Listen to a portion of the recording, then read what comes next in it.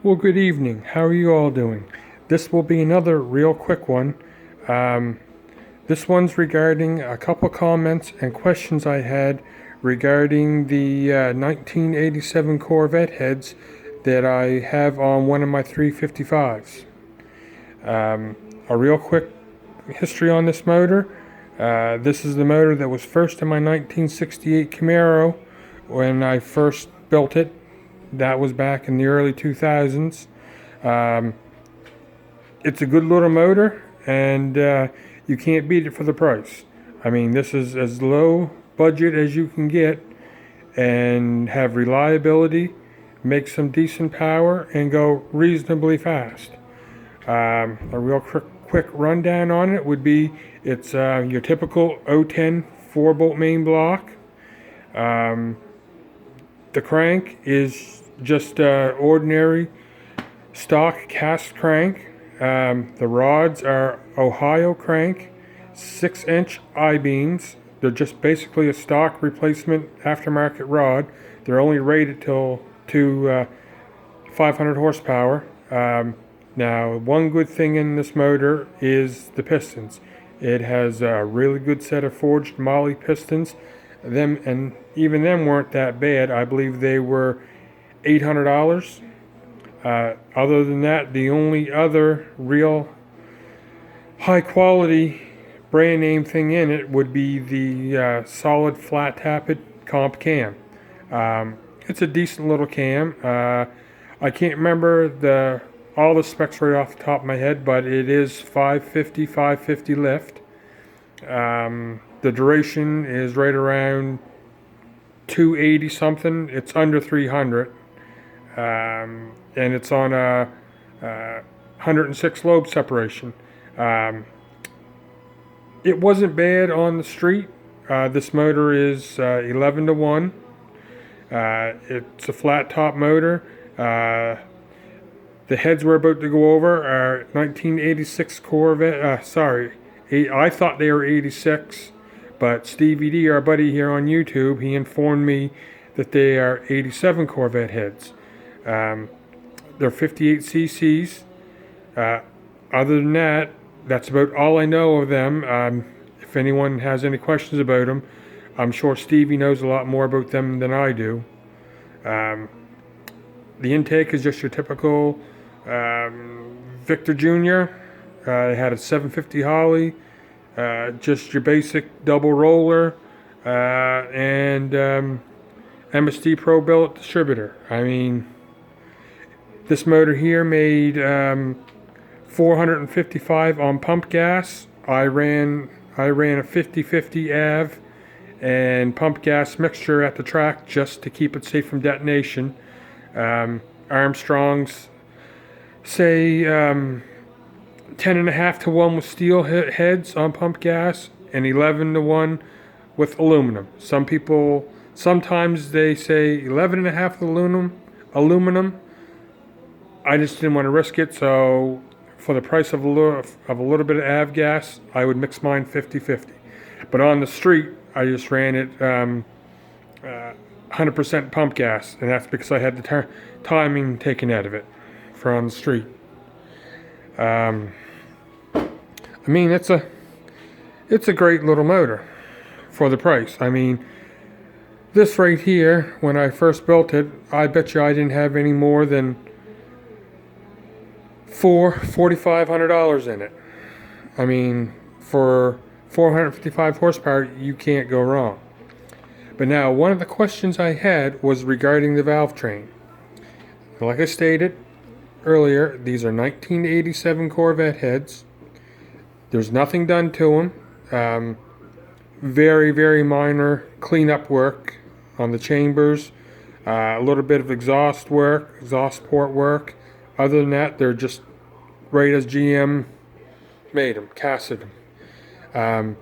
They originally came with 194s. I had an incident where I broke a valve spring and dropped the valve.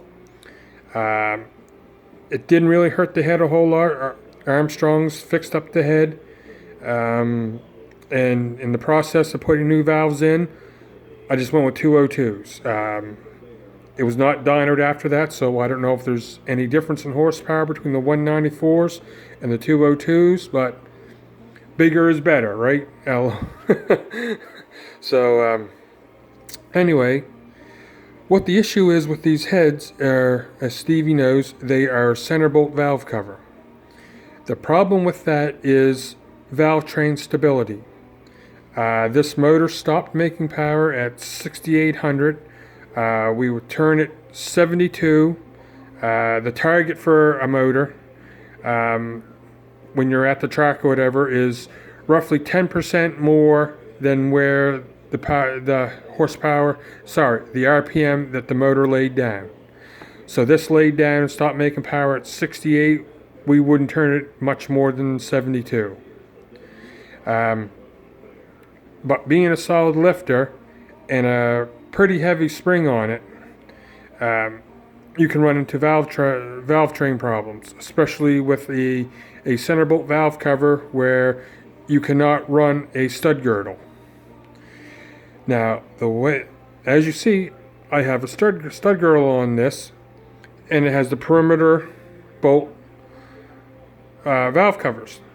The way we did that was Armstrong's got them for me. They're an adapter. I'm not 100% sure if that's something they made for me or if it's something they sourced and got for me. I'm not sure, but either way, that's where I got them from.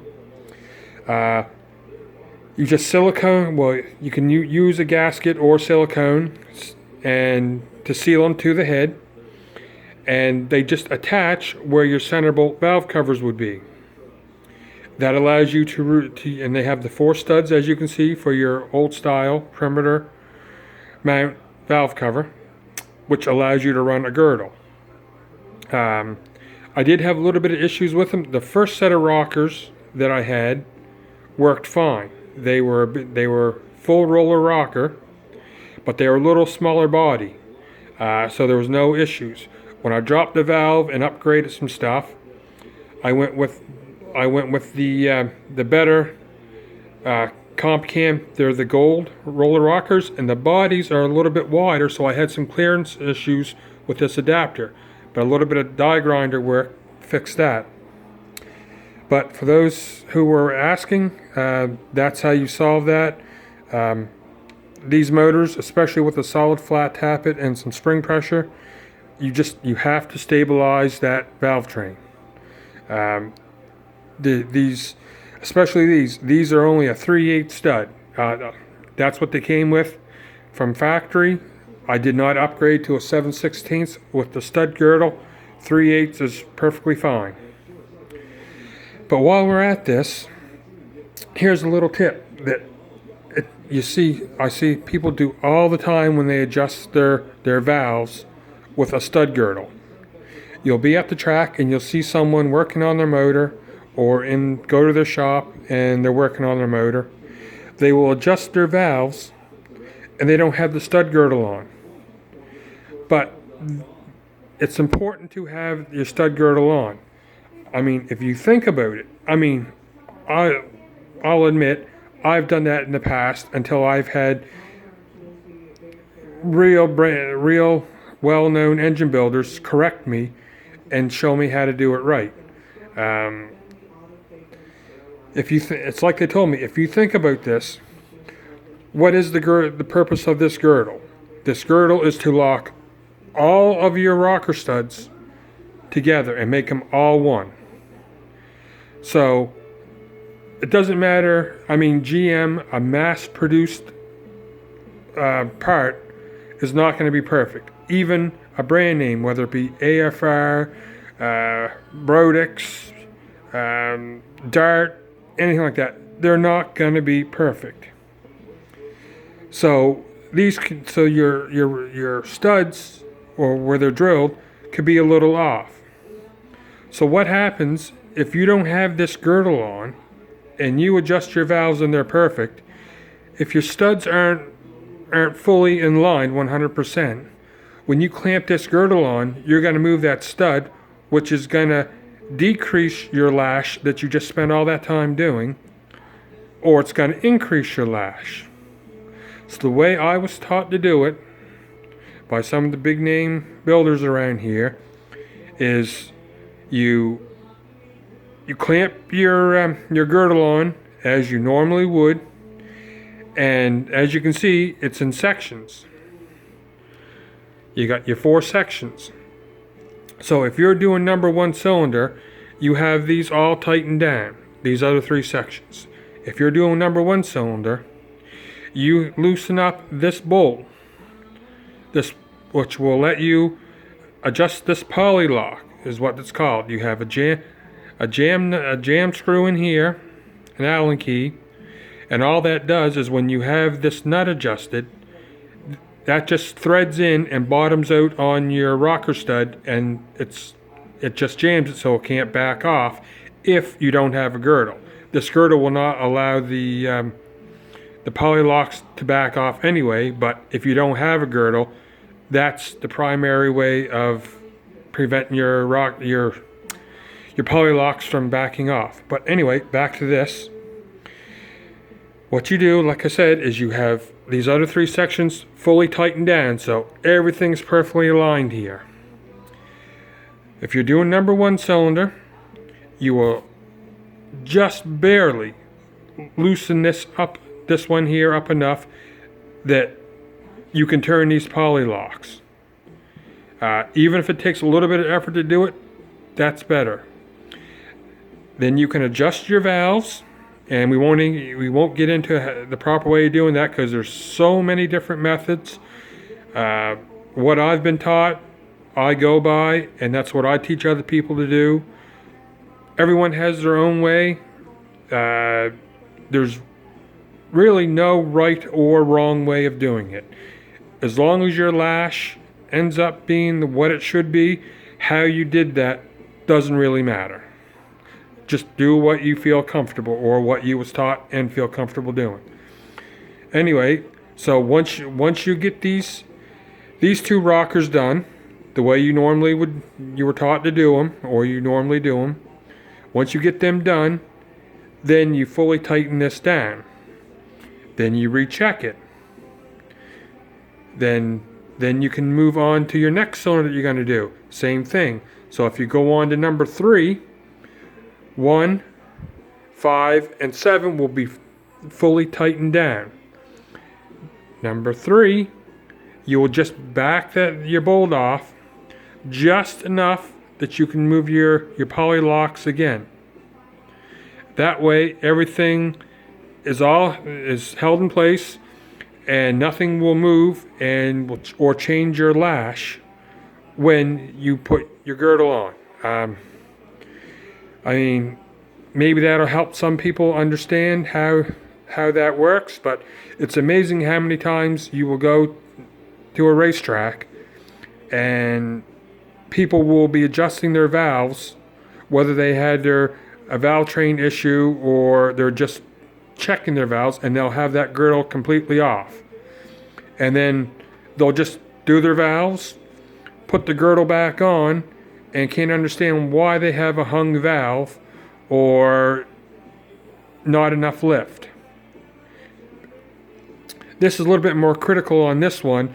A lot of your cams have a lot of lash, like 24, 26. This one here, this is a tight lash cam. This is like 18 and 20. I mean, that's not a whole lot of clearance. You can get away with you might be able to get away with having your girdle on, and you may get away with having your girdle off if you have a hydraulic flat tappet. Because that, when you adjust your preload, you're going between 1/2 and 3/4 of a turn, so that's not as critical, but it is very critical in a solid, whether it be a roller or a flat tappet.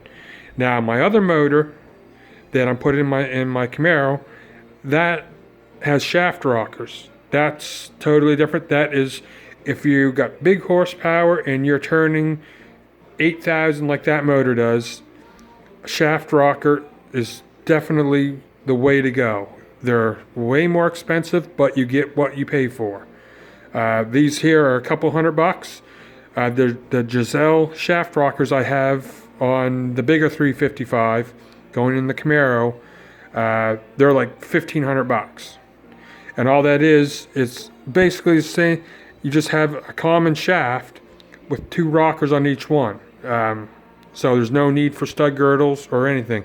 But the same thing would fall in place here is if you have a center bolt valve cover, you can't use a shaft rocker.